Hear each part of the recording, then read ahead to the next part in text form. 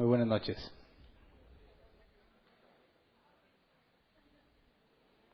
Continuemos nuestro estudio del libro de Génesis. Este es el tema número 47 y vamos a estudiar como la mitad del capítulo 35. Acompáñenme por favor a Génesis capítulo 35, versículo 1. Dice: Dios le dijo a Jacob: ponte en marcha y vete a vivir a Betel. Erige allí un altar al Dios que se te apareció cuando escapabas de tu hermano Esaú. El nombre del tema es Jacob vuelve a Betel. Y bueno, esta instrucción parece muy oportuna. Recordemos lo que vimos en el caso de Jacob y su familia, cómo habían masacrado una ciudad, a los hombres de una ciudad, en venganza por lo que habían hecho a su hermana Dina. Y bueno, Dios le dice a Jacob que se vaya de ahí y se vaya a vivir a Betel, ¿verdad? Pero cuando le dice, erige allí un altar al Dios que se te apareció cuando escapabas de tu hermano Esaú, ahí está diciendo mucho más que simplemente irse de ese lugar, ¿verdad? Y es lo que vamos a analizar hoy, ¿verdad? Entonces recordemos en Génesis 34, 25 al 29, lo que los hijos de Jacob hicieron, ¿verdad? Dice: al tercer día, cuando los varones todavía estaban muy adoloridos, dos de los hijos de Jacob, Simeón y Leví, hermanos de Dina, empuñaron cada uno su espada y fueron a la ciudad donde los varones se encontraban desprevenidos y los mataron a todos. También mataron a filo de espada a Hamor y a su hijo Siquén. Sacaron a Dina de la casa de Siquén y se retiraron. Luego los otros hijos de Jacob llegaron y, pasando sobre los cadáveres, saquearon la ciudad en venganza por la deshonra que había sufrido su hermana. Se apropiaron de sus ovejas, ganado y asnos y de todo lo que había en la ciudad y en el campo. Se llevaron todos sus bienes y sus hijos y mujeres y saquearon todo lo que encontraron en las casas. Y ya vimos que esto que hicieron fue totalmente injusto y desproporcionado, ¿verdad? Y luego vimos que Jacob, angustiado al pensar en las consecuencias de las acciones de sus hijos, habla con Simeón y Leví, versículo 30 y 31. Dice: entonces Jacob les dijo a Simeón y Leví: me han provocado un problema muy serio. De ahora en adelante los cananeos y fereceos, habitantes de este lugar, me van a odiar. Si ellos se unen contra mí y me atacan, me matarán a mí y a toda mi familia, pues cuento con muy pocos hombres. Pero ellos replicaron: ¿acaso podríamos dejar que él tratara a nuestra hermana como una prostituta? Entonces vimos que Jacob no está registrado la reprensión, ¿verdad? No los regañó por el pecado que cometieron, por asesinar a tantos hombres inocentes, no inocentes en sentido general, ¿verdad? Sino inocentes en base a lo que le sucedió a Dina. Vimos que, según el contexto histórico, muy probablemente estaban en un festival, quizás más personas se enteraron, quizás no se metieron en el asunto porque Siquén era el hijo más famoso o reconocido, ¿verdad?, del jefe de aquel lugar. Entonces, la situación está muy crítica, porque mientras acaba de pasar esto de la matanza de los hombres, y aparte se llevan a las mujeres y a los niños y a todo lo que el ganado y animales, no pasaría mucho tiempo para que las ciudades vecinas se den cuenta de lo que sucedió, ¿verdad?, y hagan algo al respecto. Ahora, el problema es que Jacob y su familia son forasteros, ¿verdad?, y están hacen esta masacre en la tierra de Canaán, y muy seguramente las ciudades vecinas van a querer vengarse por lo sucedido, vengarse de este extranjero. Así que la situación está crítica y yo quisiera que te preguntes: ¿qué hubieras hecho tú si tú fueras Jacob, ¿verdad? ¿Cómo le haces para arreglar esta situación? ¿Cómo es que llegaron a esta situación también, verdad? ¿Cómo es que tienen la sangre tan fría los hijos de Jacob para hacer esto? ¿Cómo es que son tan iracundos que se dejan llevar por sus sentimientos hasta este extremo, verdad? Y bueno, en el versículo 1 de Génesis 35 aparece Dios en escena otra vez, ¿verdad? Ya tenía rato que no nos decía nada Moisés sobre Dios hablándole a Jacob, ¿verdad?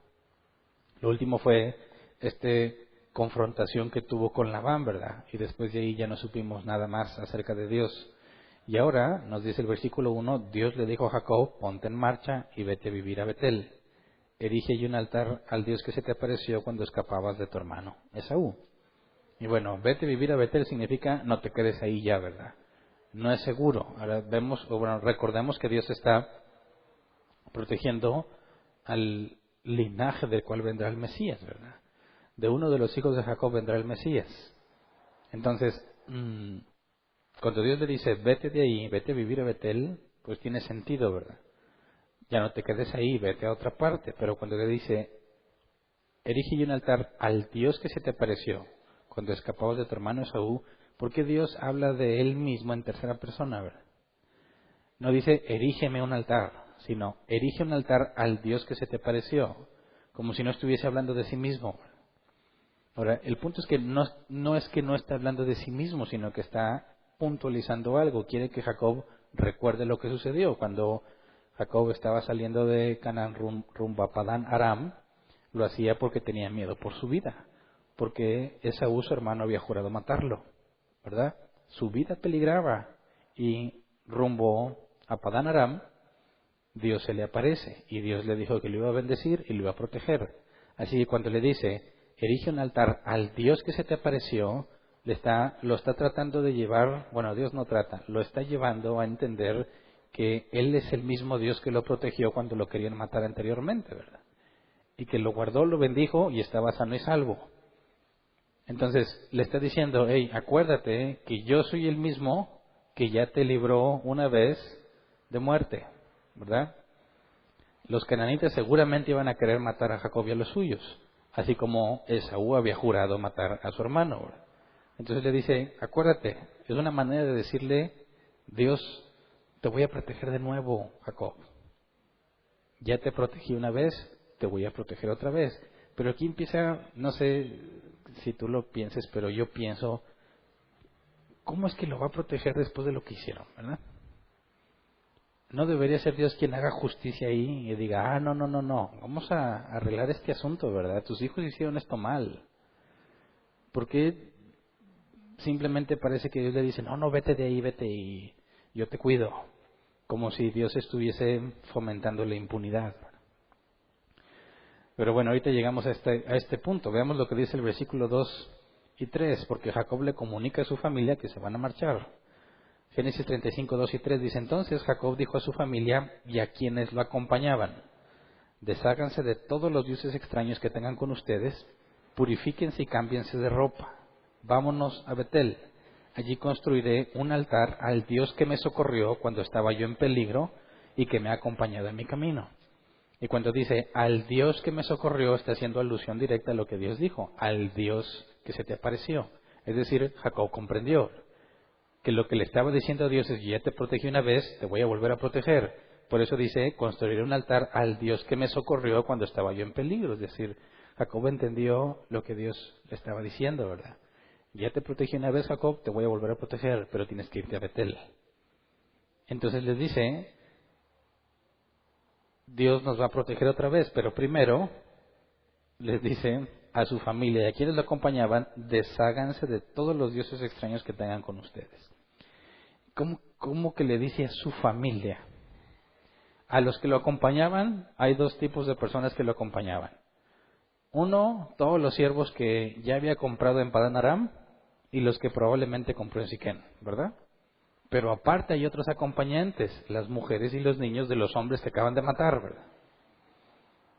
Si la Biblia dijera que le dijo nada más a sus acompañantes que desháganse de los ídolos, entenderíamos, bueno, los siervos que pudo haber adquirido ahí eran paganos seguramente. Las mujeres y los niños de los que mataron también eran paganos, ¿verdad? Tendrían que ser idólatras necesariamente. Pero el problema es que le dice también a su familia y a los que lo acompañan. Es decir, también en su familia, entre Raquel y sus hijos y Lea y sus hijos, también ellos tenían ídolos. Raquel ya sabíamos que había robado los ídolos de su padre Labán, ¿verdad? Los escondió. Ya no se nos había mencionado, pero tampoco nos dice que se haya deshecho de ellos. Así que seguramente Raquel todavía tenía los ídolos que le robó a su padre. Y probablemente, aunque no lo dice puntualmente, por el comportamiento de los hijos de Jacob, podemos ver que no andaban como que en justicia, ¿verdad? Así que muy probablemente también habían adquirido ídolos de esos lugares. Sabemos que cada pueblo, cada civilización que había en aquel entonces tenía sus propias deidades, ¿verdad? Se consideraban, ya se me olvidó el término teológico, para hablar de estas deidades territoriales. Los filisteos tenían, vamos a ver más adelante también, los filisteos tenían sus deidades y otros pueblos tenían otras deidades y consideraban que ambas deidades eran reales, pero tenían cierta jurisprudencia, ¿verdad? Nada más en un territorio podían actuar. De manera que cuando se trataban de invadir unos a otros, ellos veían como si sus dioses pelearan por los territorios. Entonces, estando allí en Siquén, habría idolatría, habría divinidades territoriales que seguramente fueron adquiridos por sus propios familiares, ¿verdad? Entonces les dice, purifíquense y cámbiense de ropa. Y dices, ¿por qué? Cámbiense de ropa porque vamos a Betel. Primero purifíquense y luego cámbiense de ropa. Y bueno, purificarse, busqué en distintos comentaristas y concuerdan en que representaba, o esto incluía bañarse. Dicen que no era común que la gente se bañara.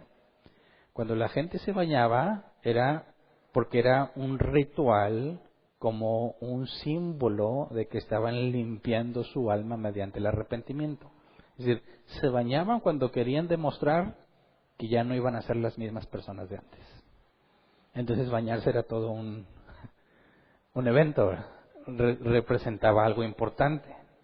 Entonces, para su familia, cuando les dice Jacob, purifíquense, les está diciendo, lávense externamente, o sea, báñense, ellos entenderían que no le está pidiendo higiene personal, que de paso les haría mucha falta, ¿verdad? Les está diciendo, arrepiéntanse. Báñate en señal de que todo lo malo que tenías va a quedar atrás, que ha sido purificado. Le está diciendo entonces a su familia, arrepiéntense de lo que hizo, específicamente a sus hijos. Y cuando le dice purifíquense también a los que estaban con él, bueno, tanto siervos como mujeres e hijos cautivos, se les está diciendo, dejen de creer en esas deidades que tienen y ahora sírvanle al Dios de Jacob, ¿verdad? A sus hijos les está pidiendo, bueno, a su familia le está pidiendo arrepentimiento y a los que están con él les está pidiendo que dejen esa vida que llevaban y ahora se sometan al Dios de Jacob. Ahora, si tú fueras una de las mujeres que está cautiva, ¿lo harías? Imagínate que en nuestros tiempos alguien llegara y son, no sé, de otra religión, con otra deidad. Y ellos llegan, matan, si fueras una mujer, matan a tu esposo y al de muchas otras que están ahí en la misma colonia y se las llevan cautivas y le dicen, ahora ustedes van a dejar de creer en lo que creían, ahora van a creer en nuestro Dios. ¿Lo harías? ¿O no? ¿Qué pasa si no lo quieres hacer? Bueno, las mujeres y los niños cautivos están en calidad de esclavos. Eran el botín de guerra. Y por más, inmoral que pueda sonar esto, era una forma de ley. Si alguien invadía una ciudad y los vencía, tenía derecho al botín. Y eso es lo que los hijos de Jacob hicieron, se apropiaron del botín. Y las personas cautivas sabían que eran o tenían calidad de esclavos nada más.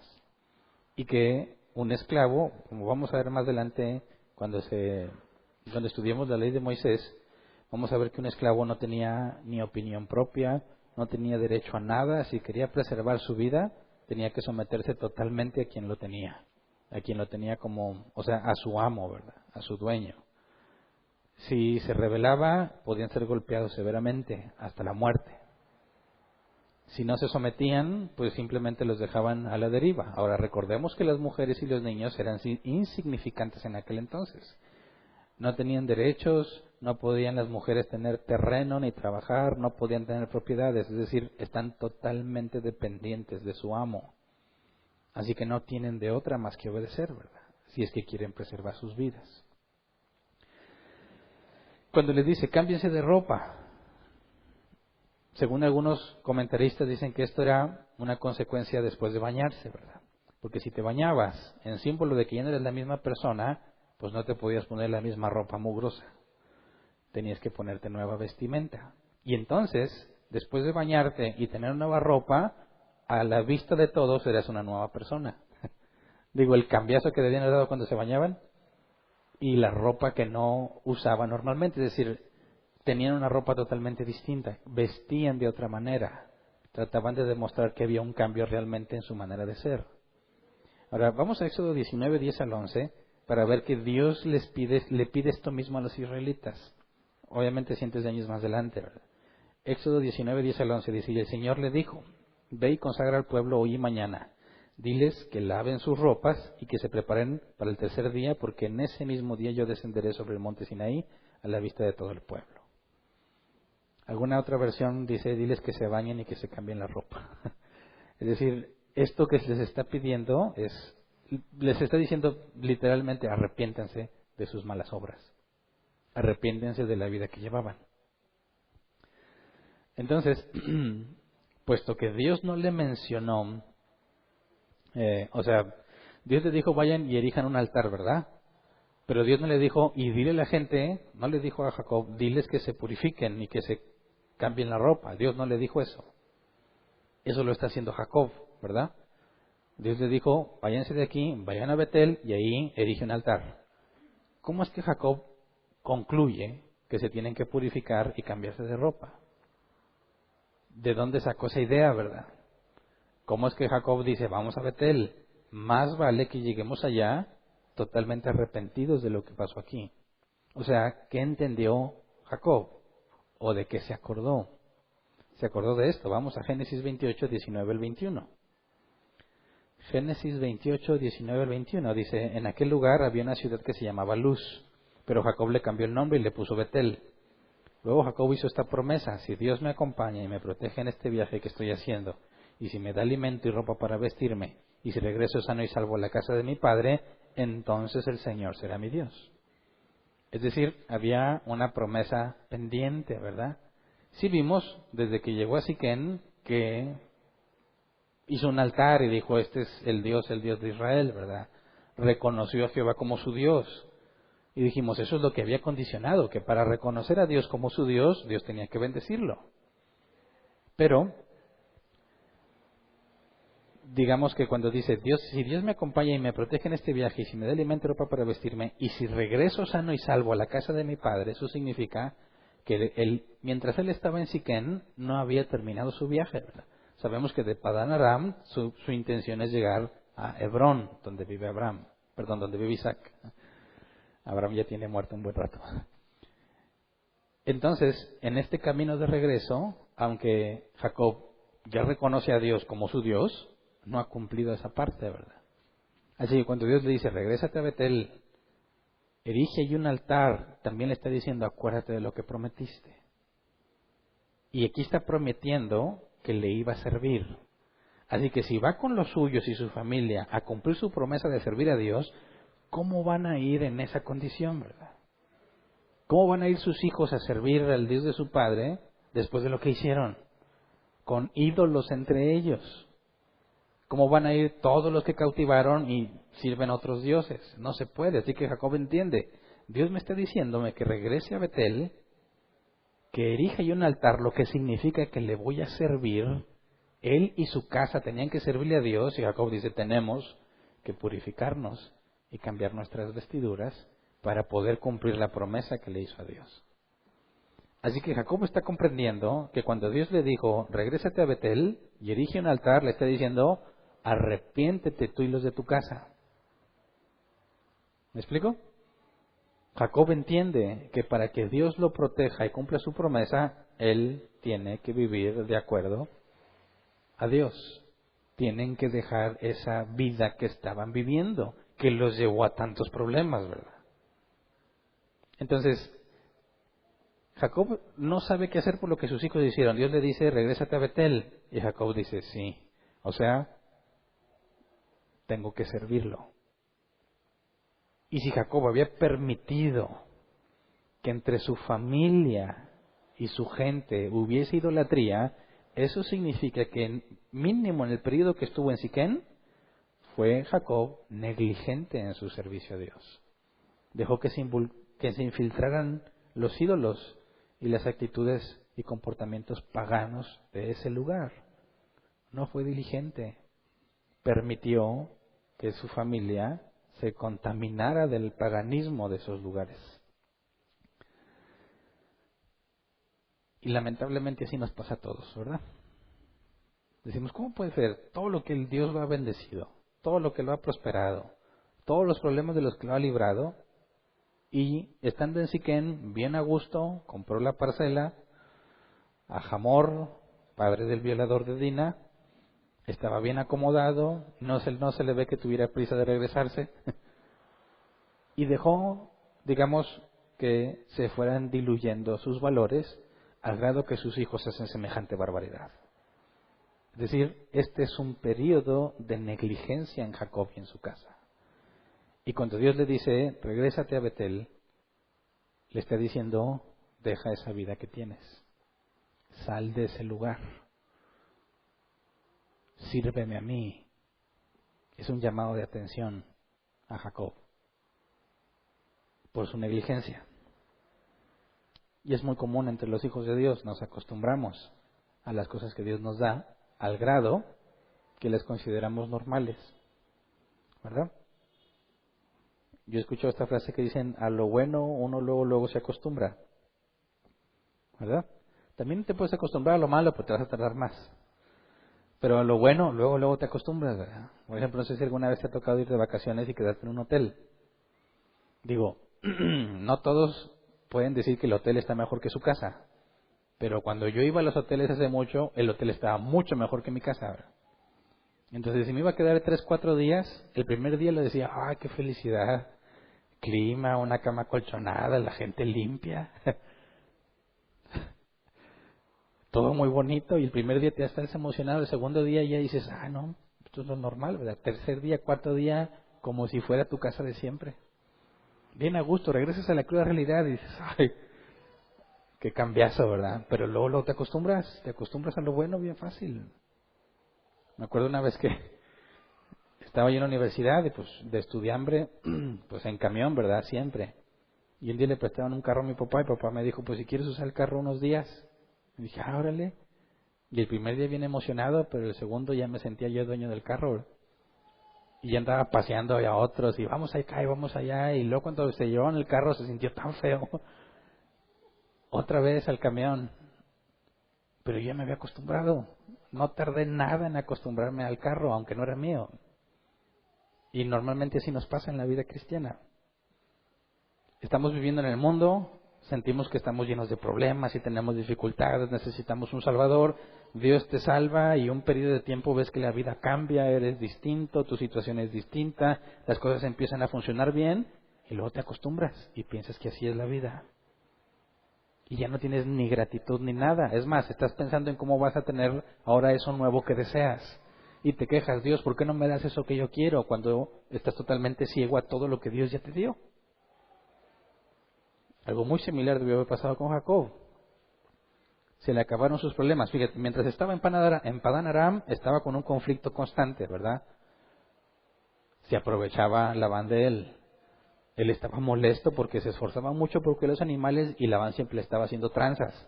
Siempre le estaba cambiando las cosas, le cambiaba su salario, pero eso lo mantuvo consciente de que necesita ayuda de Dios.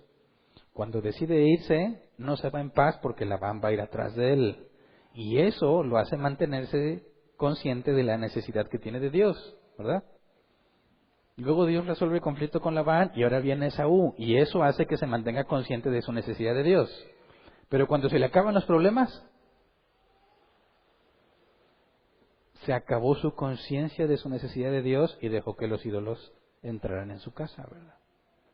Ahora, estos tipos de ídolos, y ahorita vamos a ver que incluso se usaban en los aretes, algo que se colgaba en la nariz o en las orejas, que eran una especie de encantamientos de protección o símbolos de sus deidades para que les fuera bien. Y dices, es el colmo, porque a Jacob y a su familia les va muy bien, son muy prosperados, y aún así su familia empieza a colgarse cosas como símbolo de protección para ser prósperos. Y dices, es el colmo de los colmos, que ahora le hayan otorgado a los ídolos cierta protección que Dios les dio, que le otorguen a los ídolos la prosperidad que tienen cuando fue Dios quien se les dio. ¿Pero por qué? Porque se le acabaron los problemas. Y nosotros, tristemente, anhelamos una vida sin problemas, ¿verdad? cuando precisamente la ausencia de problemas es, bíblicamente hablando, una de las principales causas de pecado. Así que, ¿quién en sus 5 sentidos le diría a Dios, Dios, quítame mis problemas? Dices, no, claro que no me gustaría tener problemas, pero si lo ves desde la perspectiva bíblica, son los problemas lo que me mantiene consciente de mi necesidad de Dios, de la necesidad que tengo de un Salvador y de un protector. De manera que si tuviera todo lo que deseo, diría, como Nabucodonosor, mi mano me lo ha dado. Todo esto es por el poder de mi mano. Y ese es el problema. Jacob llegó a ese punto de negligencia. Se acostumbró a lo que tenía. Hasta que la cruda realidad le cae encima. Su hija imprudente se fue. ¿Se acuerdan? Dijimos muy seguramente sin decirle a ningún hombre dónde andaba y lo que le pasa. Y luego sus hijos bárbaros van y hacen esa masacre. Eso no sucede de un día para otro. Eso es un descenso de tus valores cada vez más hasta que te permites ese tipo de cosas. Y cuando Jacob le dice, mira lo que hicieron, y dice, ¿a poco no íbamos a hacer nada mientras ellos tratan a nuestra hermana como prostituta? Y ni siquiera se sentían mal por la matanza que hicieron, pensaban que era justa. ¿A qué nivel de decadencia llegaron por estar en Siquén sin problemas? Así que no, como hijos de Dios tenemos que entender que el sufrimiento, la adversidad, la angustia, la incertidumbre son herramientas muy útiles en las manos de Dios para mantenernos conscientes de nuestra necesidad. ¿Verdad? Entonces, cuando tengas problemas, que seguro los tienes, no te quejes. Agradece que Dios los ha dejado ahí para mantenerte consciente. Porque si no, ya te hubieras exaltado a ti mismo, ¿verdad? Ahora, bueno, le pidió esto a su familia, báñense, cámbiense de ropa. Ya vimos lo que eso representaba, arrepiéntense de la vida que llevan. Y vemos que todos obedecieron, Génesis 35:4. Así que le entregaron a Jacob todos los dioses extraños que tenían, junto con los aretes que llevaban en las orejas, y Jacob los enterró a la sombra de la encina que estaba cerca de Siquén. Aquí nada más habla sobre las orejas, pero ¿se acuerdan cuando el siervo de Abraham, al ver a Rebeca, le puso un arete en la nariz? Entonces se usaban en la nariz o en las orejas. Según algunos comentaristas, no era nada más decorativo estos aretes, sino que también eran usados como amuletos, encantamientos o símbolos de algún ídolo o deidad. Dice que los enterró a la sombra de la encina que estaba cerca de Siquén. ¿Por qué los enterró? Hay varias opciones. Número 1, para que nadie los encuentre y los use, ¿verdad? Número 2, como una especie de simbolismo de olvidarse de esas porquerías de idolatría, ¿verdad? Como decir, olvídate de ellos. Ellos se van a ir a Betel y lo dejan enterrado en ese lugar, de manera que quede muy lejos de ahí. Y al mismo tiempo, pues que nadie los encuentre, ¿verdad? Pero es importante ver que el llamado que Jacob les hace a bañarse y a cambiarse de ropa, es decir, al arrepentimiento, en ese lugar específico, donde se deshacen de sus ídolos. Ahora, no estoy diciendo, porque la Biblia no dice que todos se arrepintieron, lo que dice es que todos obedecieron, ¿verdad? Entregaron sus ídolos, obedecieron la instrucción de Jacob. ¿Algunos estaban arrepentidos? Tal vez sí, pero no podemos asegurar que todos estaban arrepentidos, menos a la luz de lo que vamos a ver en los siguientes temas, ¿verdad? Pero están obedeciendo y entregan todos sus ídolos y ven cómo Jacob los entierra ahí, ¿verdad? Y le dicen, ya, olvídense de esto, nos vamos a otra ciudad, vamos a servir a Dios y ustedes no deben tener nada que ver con esta idolatría. Y precisamente es ese lugar donde cientos de años después, Josué, sucesor de Moisés, juramenta al pueblo para que dejen la idolatría. Vamos a Josué 24, versículo 1. Dice, Josué reunió a todas las tribus de Israel en Siquén. Allí convocó a todos los jefes, líderes, jueces y oficiales del pueblo. Todos se reunieron en presencia de Dios. Eso indica que están ahí en Siquén, ¿verdad? Versículo 14. Dice Josué, por lo tanto, ahora ustedes entréguense al Señor y sírvanle fielmente. Desháganse de los dioses que sus antepasados adoraron al otro lado del río Éufrates y en Egipto y sirvan solo al Señor. Está haciendo la misma petición que Jacob le hizo a su casa. Y luego versículo 23 al 26. Dice, Josué replicó, desháganse de los dioses ajenos que todavía conservan. Vuélvanse de todo corazón al Señor Dios de Israel. El pueblo respondió, solo al Señor nuestro Dios serviremos y solo a Él obedeceremos. Aquel mismo día Josué renovó el pacto con el pueblo de Israel. Allí mismo en Siquén les dio preceptos y normas y los registró en el libro de la ley de Dios. Luego tomó una enorme piedra y la colocó debajo de la encina que está cerca del santuario del Señor. La encina donde Jacob enterró los ídolos que tenían los de su casa. En ese mismo lugar Josué les va a pedir que dejen a los ídolos ahí. Es decir, este problema de la idolatría permanece en el pueblo de Dios durante mucho tiempo. Entonces, Jacob le pide a los suyos, dejen esas cosas, ese mugrero déjenlo ahí, ¿verdad? Y nos dice el versículo 5, Génesis 35:5, cuando partieron, nadie persiguió a la familia de Jacob porque un terror divino se apoderó de las ciudades vecinas. Ahora, Dios le dijo, salte de ahí. Sabíamos que el problema estaba grave, ¿verdad? Pero las ciudades podían organizarse e ir a atacarlos. Jacob, el miedo que tenía es que lo podían sobrepasar en número muy fácil. Pero Dios se encargó de que todos tuvieran miedo. Es decir, Jacob pensó, se van a enojar por lo que hice, ¿verdad? Van a venir a atacarme. Pero Dios lo que hizo es que dijeron, no hombre, yo con ellos no me meto, porque si eso le hicieron a los de ahí, ¿qué nos pueden hacer a nosotros? O sea, Dios se encargó de que les tuvieran miedo. Pero pregunto yo, ¿es Dios injusto al hacer esto? Si tú fueras uno de los cautivos y sabes que las ciudades vecinas pueden venir a rescatarte, ¿verdad? Porque masacraron a los de Siquén y las ciudades vecinas no deberían estar en paz, porque Jacob y los suyos son extranjeros. Si tú fueras uno de los cautivos, tendrías la esperanza de que las ciudades vecinas se organicen y vengan y te liberen y le den su merecido a los que mataron a tu esposo o a tu papá. Pero se entera que en lugar de que pase eso, que sería lo justo, Dios los protege para que no les pase nada. Y pregunto yo, ¿es eso justo? Si Dios siempre es justo, ¿por qué protege a los malvados de la historia? ¿Cómo explicamos eso? ¿Cómo damos una explicación lógica? ¿Por qué Dios hace eso? ¿No se supone que Dios es justo?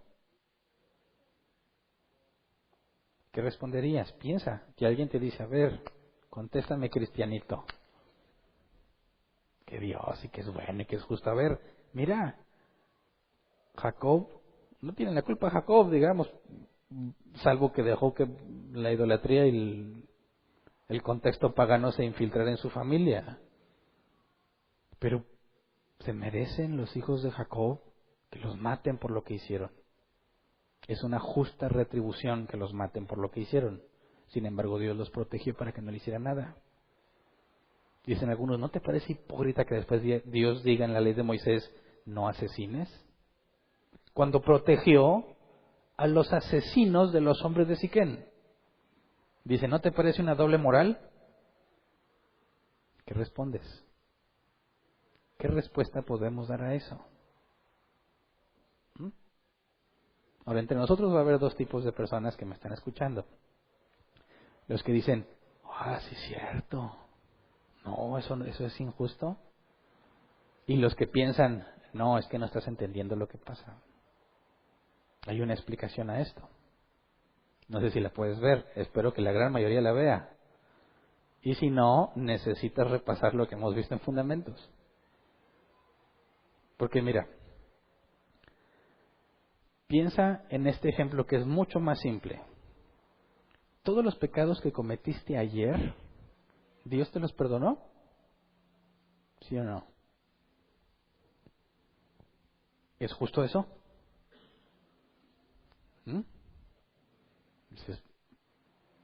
No, ¿o sí? Dices, ¿cómo perdonó a estos bárbaros que mataron a los hombres de Siquén? Bueno, ok. ¿Por qué te perdonó a ti ayer y antier y todos los pecados antes de esos y todos los que vas a pecar? ¿Por qué te los está perdonando? Los ateos normalmente piensan que esto es impunidad. Ellos dicen, o sea, un asesino violador, si lo mandan a la pena de muerte, y justo antes de que lo maten dice, Señor, me arrepiento y te recibo como mi Salvador, ¿se va a salvar? ¿Qué opinas? ¿Le dices que sí o le dices que no?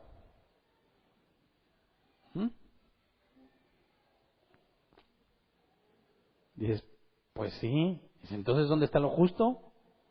Porque entonces este violador asesino, en el último momento de su vida, le dice a Jesús que lo recibe como su Señor y Salvador y se va a la gloria eterna en lugar del infierno que se merece. ¿Cómo puede ser Dios bueno haciendo eso? ¿Entiendes el problema? Bueno, si entiendes el problema es porque entonces no entiendes lo que Dios hace, ¿verdad? Porque dices, ahí no hay ningún problema. Porque acuérdate que el hecho de que Dios no haga justicia no significa que hizo injusticia. Porque si Dios hace injusticia, deja de ser Dios. Porque la injusticia es pecado. ¿Verdad? Y Dios no peca. Así que Dios no puede ser injusto. Pero, ¿cómo le hace entonces con tus pecados? ¿Cómo le hizo para perdonártelos y al mismo tiempo no ser injusto? Por la misericordia. ¿Qué es misericordia? Dice, no darte lo que mereces. Y es una definición correcta, pero incompleta. Porque no darte lo que mereces, eso también es impunidad. ¿Verdad? Pero la impunidad no es lo mismo que la misericordia, sin embargo, lo definimos casi igual. ¿Cuál es la diferencia entre impunidad y misericordia? El pago de la deuda.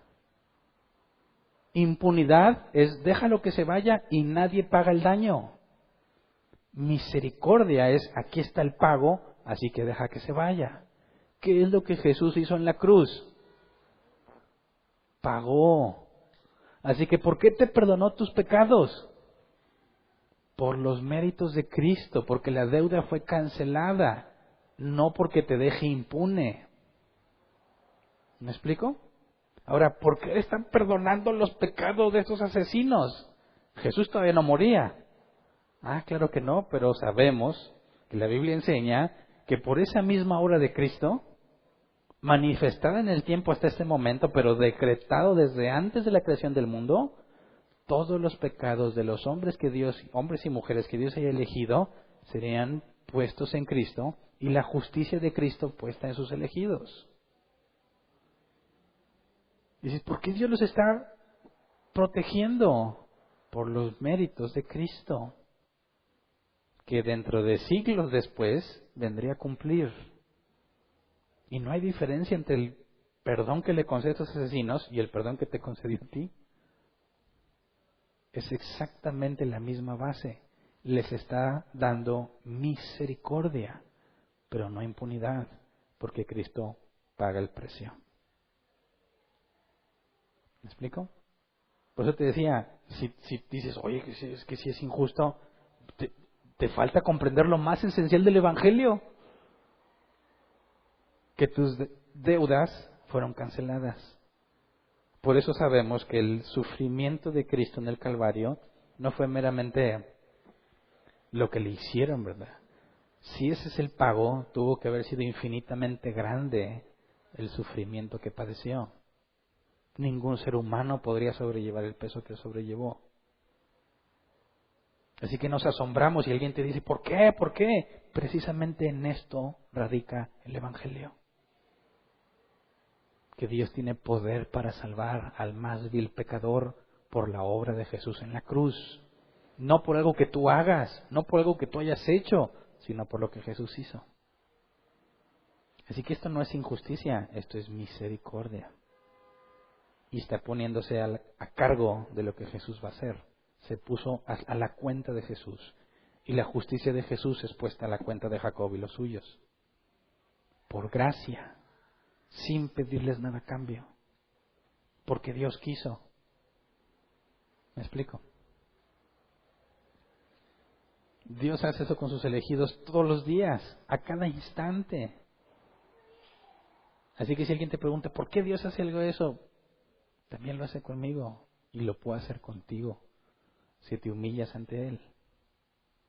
Esas son las buenas noticias del Evangelio. Que no vas a ser juzgado por tus obras para salvación. Sí vamos a ser juzgados para recompensa. Dice la Escritura, todos compareceremos ante el tribunal de Cristo. Pero no para salvación. Sin embargo, todos aquellos que desprecien la gracia de Dios y rechacen humillarse ante Jesucristo, enfrentarán el juicio del gran trono blanco basado en sus obras. Y un solo pecado es suficiente para condenarte. Así que estás perdido. Entonces dice Génesis 35, 6 al 7, que fue así como llegaron a Betel, porque Dios los protegió, porque puso terror en las ciudades vecinas, para que no se atrevieran a atacarlos. Génesis 35, 6 al 7, fue así como Jacob y quienes lo acompañaban llegaron a Luz, es decir, Betel, en la tierra de Canaán. Erigió un altar y llamó a ese lugar el Betel, porque ahí se le había revelado Dios cuando escapaba de su hermano Esaú. Entonces vemos que Dios les dijo, sí, vete a Betel, pero tienes que arrepentirte, ¿verdad? Jacob entiende. Jacob se arrepiente y le dice a los suyos, arrepiéntanse también. Y esto es claro la evidencia y los requisitos que están en el Evangelio. Arrepiéntete para que tus pecados sean perdonados. ¿Verdad? Aquí está claramente ejemplificado. Quien diga, no, eso del Evangelio y de arrepentirte, eso no es bíblico, no viene en el Antiguo Testamento. ¿Cómo no? ¿Cómo no? Desde la fe, el confiar en Dios y que se te tome en cuenta por justicia en Abraham, como ahora, el perdón de pecados por medio del arrepentimiento, debido a los méritos que Cristo obtendría cientos y cientos de años después.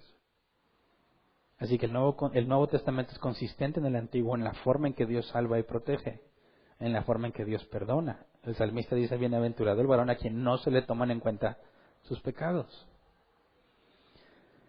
Entonces llegaron con bien a Betel y luego después Moisés nos dice que un personaje que nunca fue mencionado, jamás apareció su nombre, de repente aparece su nombre. Génesis 35, 8. Dice, por esos días murió Débora, la nodriza de Rebeca, y la sepultaron a la sombra de la encina que se encuentra cerca de Betel. Por eso Jacob llamó a ese lugar Elón Bakut. Ahora dices, ¿y esta Débora de dónde salió? ¿Verdad? Lo único que sabíamos de ella es que cuando Rebeca se fue con el siervo de Abraham, hubo sirvientas que se fueron con ella. Y ya, una de esas será su nodriza, Débora. Pero ahora se nos menciona Débora y la primera pregunta es, ¿qué está haciendo con Jacob? ¿Verdad? Porque ¿quién le está sepultando? Jacob y los suyos. ¿Y de dónde? ¿Cómo es que Débora llegó ahí? Acuérdate que Jacob se fue solo de ahí, de Canaán, ¿verdad? Así que no se fue con él cuando se fue de Canaán. Y luego regresa y todavía no llega con Abraham, bueno, a la tierra de Abraham, donde está Isaac. Y de repente se les muere Débora y la entierran. Y dices, ¿cómo llegó ahí?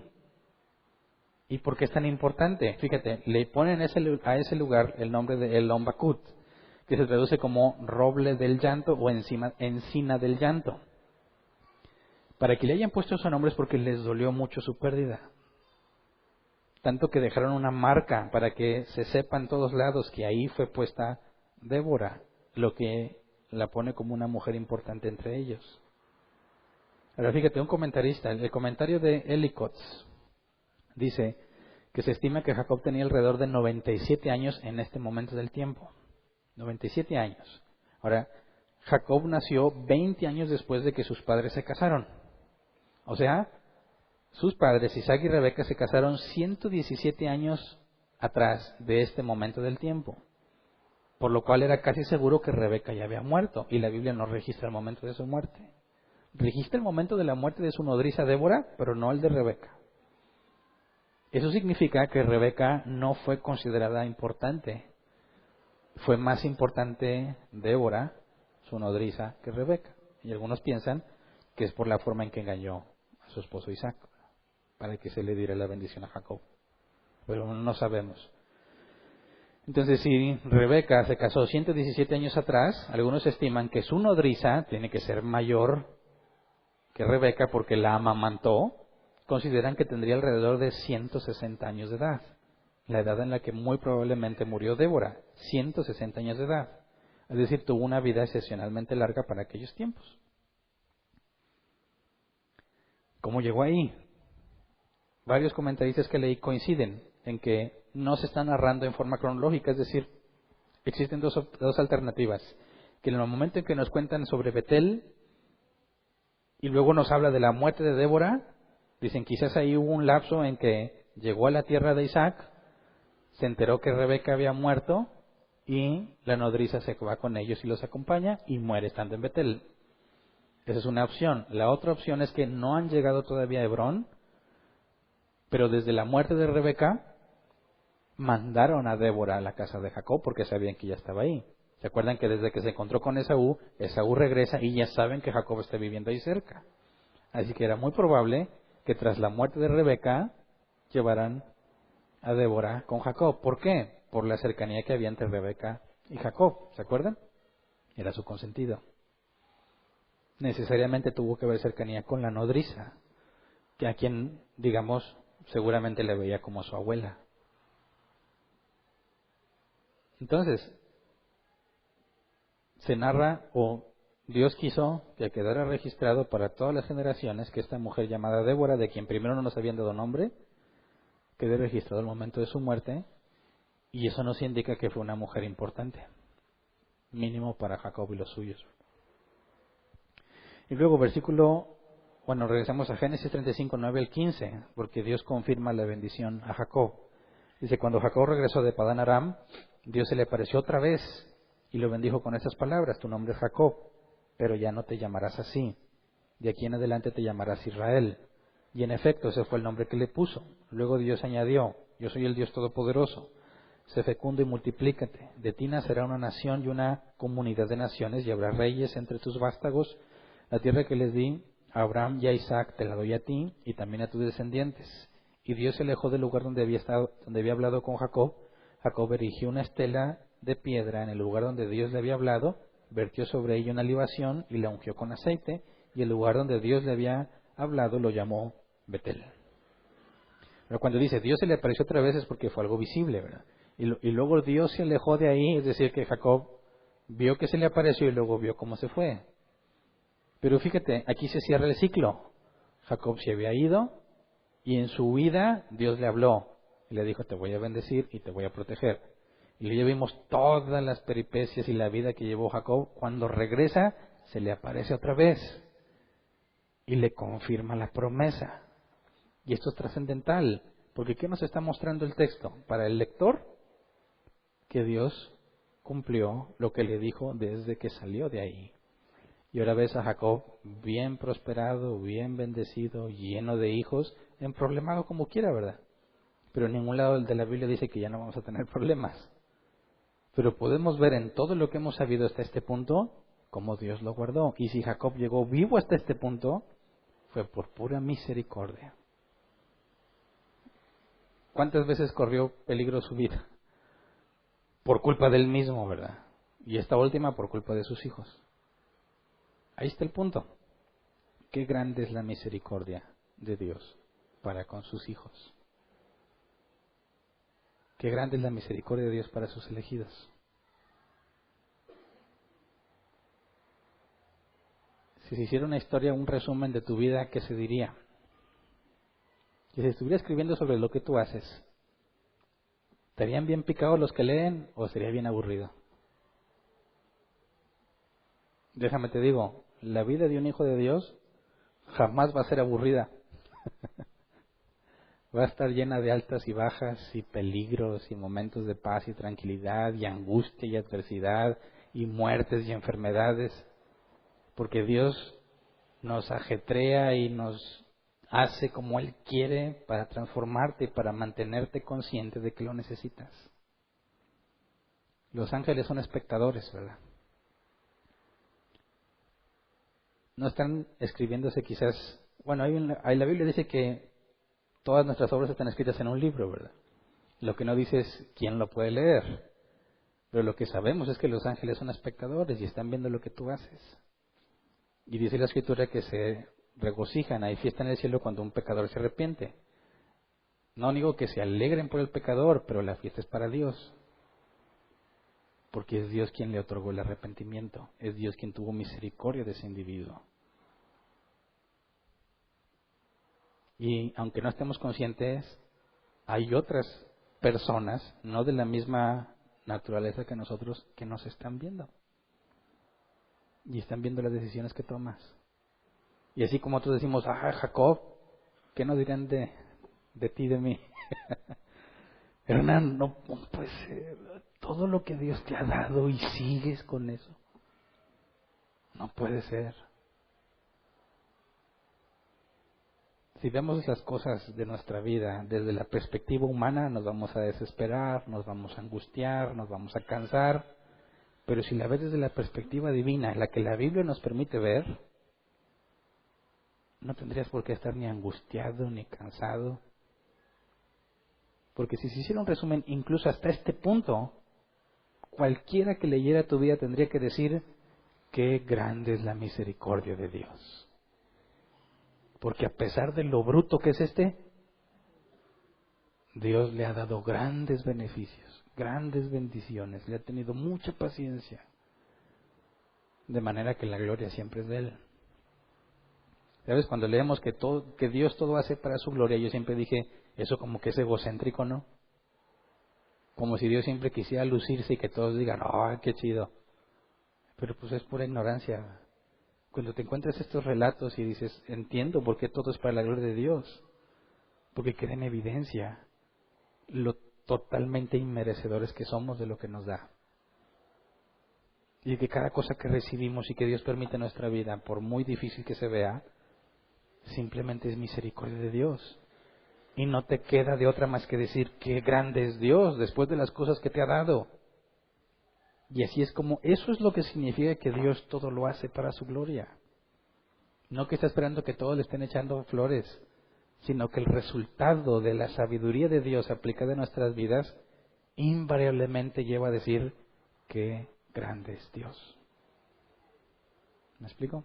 Todavía no se acaba la historia de Jacob, pero se cierra el ciclo más importante de su vida.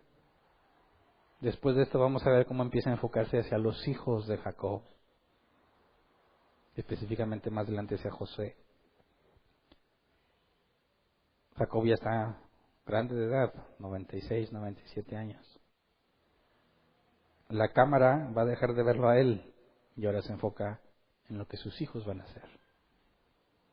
Así que vamos a ver un cambio en la narrativa. Jacob sigue apareciendo en escena, todavía falta mucho, pero ya no tanto como el actor principal. Ahora Moisés va a dirigir nuestra atención hacia lo que empieza a suceder con sus hijos. Porque de uno de ellos, porque todavía no se revela, nosotros ya sabemos que es Judá, pero todavía no se revela, de uno de los hijos de estos 12 bárbaros, 11, que apenas van a ser Benjamín un poco más adelante, de estos 11 bárbaros, uno es el elegido por Dios para traer el Mesías. Y pues ninguno tiene buena pinta, ¿verdad? No hay quien diga, a mí se me hace que de no, están igual de malvados y pervertidos todos. Así que falta que veamos cómo Dios se manifiesta en los hijos de Jacob y elige quién portará con la promesa. Pero hasta ahí vamos a estudiar hoy. Vamos a ponernos de pie y vamos a orar.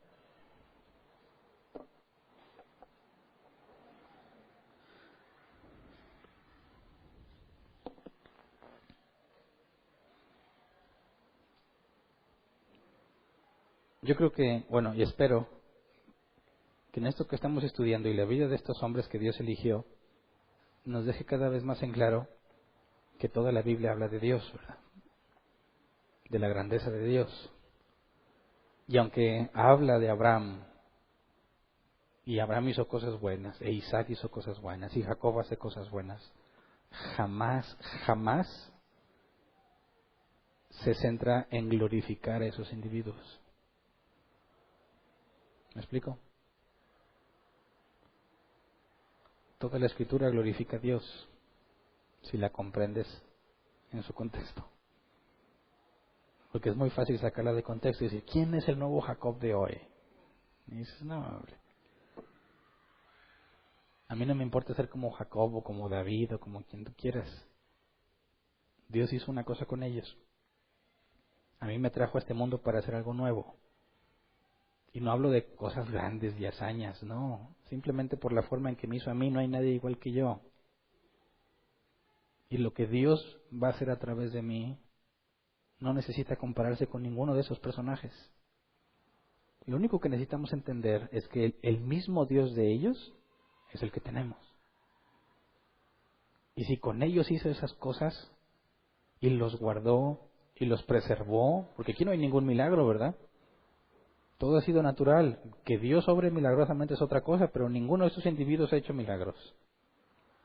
Hombres comunes y corrientes como nosotros. Y Dios los preserva y los guarda y los bendice. Hay mucho que agradecer. Hay mucho por qué glorificar a Dios. Así que por favor, no te acostumbres a la vida que tienes.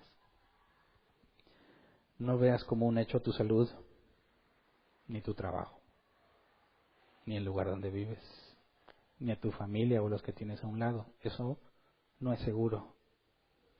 No es algo que te mereces. No es algo que te ganaste. Es algo que Dios te ha dado a pesar de lo que haces. Y si Dios nos permite ser conscientes de eso, podremos vivir agradecidos toda la vida. ¿Verdad? Así que vamos a orar, Señor. Queremos reconocer primero nuestro pecado, Señor, cuando llegamos a conclusiones incorrectas pensando que lo que tenemos lo merecemos. Sea mucho, sea poco lo que nos has dado, Señor, todo ha sido por gracia. Debieras haber consumido mi vida hace mucho tiempo, Señor, porque soy un pecador. Sin embargo, te plació guardarnos, te plació salvarnos, Señor, te plació protegernos y sostenernos, simplemente para manifestar el poder de tu gloria. Gracias, Señor, porque a pesar de nuestros errores, como dice la Escritura, a pesar de nuestras infidelidades, tú permaneces fiel, porque no puedes negarte a ti mismo. Gracias, Señor, por tu paciencia todos los días de nuestra vida. Cada mañana tus misericordias son nuevas, dice la Escritura. De otra forma hubiéramos sido consumidos. Gracias, Señor, porque no nos has dado lo que nos merecemos, lo que nuestros actos merecen, sino que nos has visto como si fuésemos justos y perfectos, tal como Jesús lo fue. Gracias porque tus misericordias se deben a la obra de Cristo. Gracias porque no podríamos disfrutar de estudiar de tu palabra si no fuese por tu Espíritu Santo. Abre nuestro entendimiento, Señor, para que podamos estar siempre conscientes por las buenas, con conciencia, con sabiduría de toda la bondad que nos has dado. Que no seamos, como dice tu palabra, como el burro o el caballo sin entendimiento, que si no es por cabestro o por freno no se acercan a ti. Danos entendimiento, Señor, para no depender de las circunstancias, para no dejarnos llevar por los momentos de paz o por los días buenos, sino que podamos decir, como dice tu palabra, no me des mucho, no sea que me enaltezca, ni me des poco, no sea que te avergüence, robando. Dame lo que necesito, Señor, nada más. Dame lo que necesito para vivir consciente de la enorme necesidad que tengo de ti. Dame lo que necesito para vivir agradecido con todo lo que tengo, Señor. Jesús nos enseñó a pedir, no nos expongas a tentación, sino líbranos del maligno. Y es lo que te pedimos, Señor. No dejes a ninguno de nosotros sin corrección, sin disciplina, sin trato tuyo, Señor, para mantenernos en caminos rectos delante de ti. Que ninguno de nosotros, Señor, se extravíe de acuerdo a tu voluntad, sino que por medio de las circunstancias que nos permites vivir, nos mantenga siempre humillados, agradecidos y con la esperanza de que un día te veremos tal cual eres, Señor, cara a cara. Gracias por todo lo que nos has dado y lo que nos darás, Señor. Amén.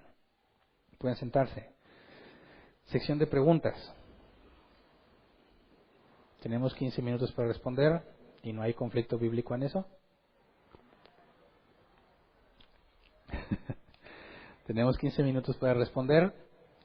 Si tienes una duda, levanta tu mano y te llevan el micrófono. No es necesario que te levantes ni te muevas de tu lugar. Y si nos queda tiempo, respondemos las preguntas en línea si las hay. ¿Ok? ¿Alguna pregunta? Obviamente sobre lo que acabamos de estudiar, ¿verdad?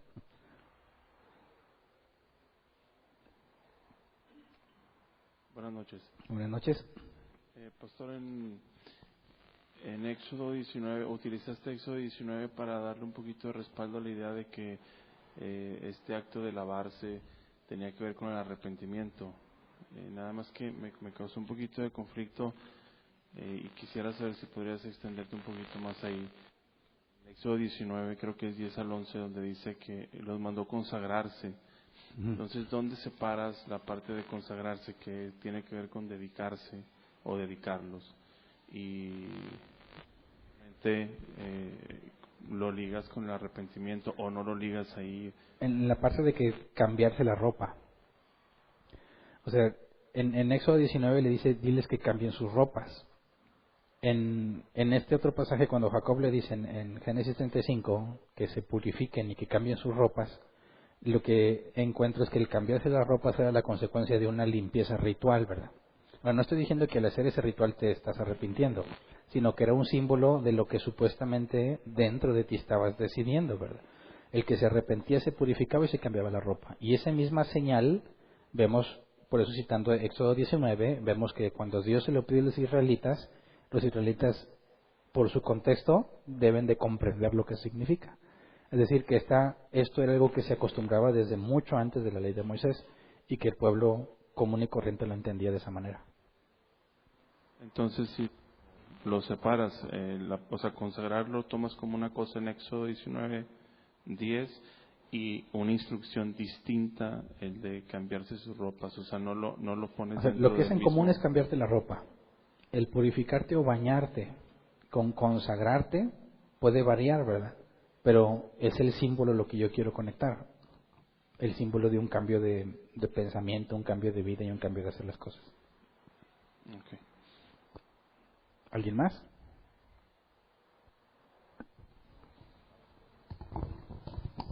Sí, gracias. Buenas noches. Está muy arriba. Buenas noches. Pastor, hasta este punto estamos viendo al Dios de Israel, pero en el sentido de que Israel solo incluye, por así decirlo, a Jacob por cuando se le acaba de cambiar el nombre. Uh-huh. Y le acabamos de leer que soy el Dios de Abraham, de Isaac y de Jacob.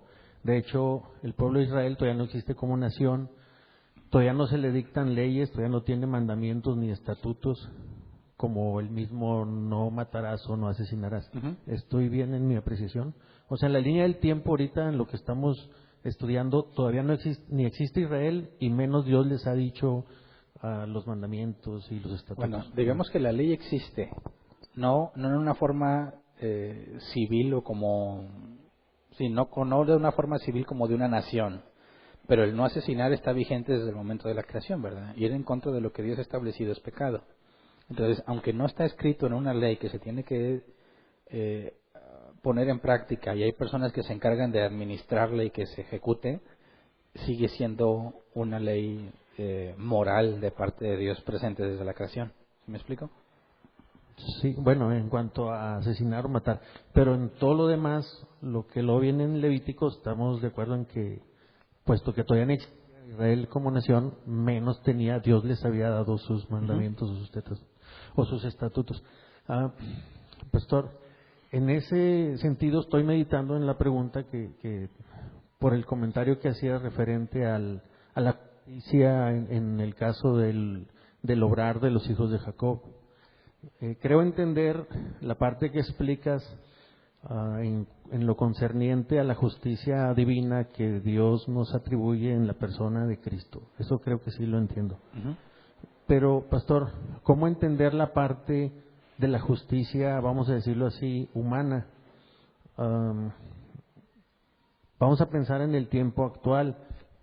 Vamos a pensar que una persona asesina a otra, ¿verdad? O lo mata y él sí está recibiendo un pago, la justicia humana está cumpliendo su condena en una cárcel, ¿verdad? Y las cosas divinas o espirituales, lo que tú explicaste, bueno, pues lo más seguro es que sí sea salvo y Dios ya sabe que está en el libro de la vida y todo.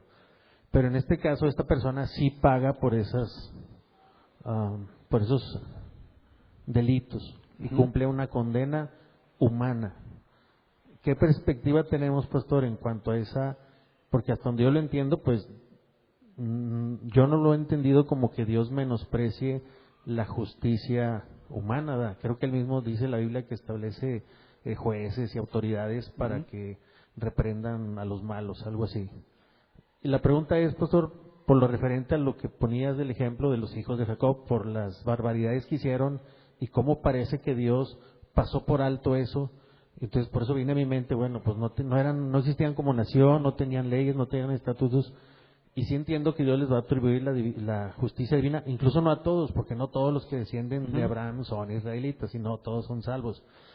Pero no estamos diciendo, pastor, esa es mi pregunta, que Dios menosprecie la justicia humana y que porque si yo ya tuviera, o alguno de nosotros, no, pues yo ya sé que voy a ser salvo y no estamos diciendo que Dios va a pasar por alto que mate a tal o cual persona o sea, de ninguna manera estamos diciendo eso, ¿verdad? No, hay que ver el contexto, es muy distinto el de aquel entonces al de ahora, ¿verdad? Ahora hay instituciones. Y si alguien dice, no, pues yo maté a alguien, pero Dios ya me perdonó, eso no significa que no se va a entregar a las autoridades. Pero hablando de aquel entonces donde no hay instituciones, no hay a dónde ir a entregarte, ¿me explico? Ahí es prácticamente la ley como la ley de la selva, ¿verdad? El más fuerte se impone. Entonces, en ese contexto no hay forma de que se entreguen a una autoridad. En nuestro contexto, Dios no haría eso, ¿verdad? Te va a perdonar el pecado con el mismo principio, ¿verdad? Por los méritos de Cristo, pero ahora tienes que cumplir lo que te corresponde ante los hombres. Gracias. ¿Alguien más?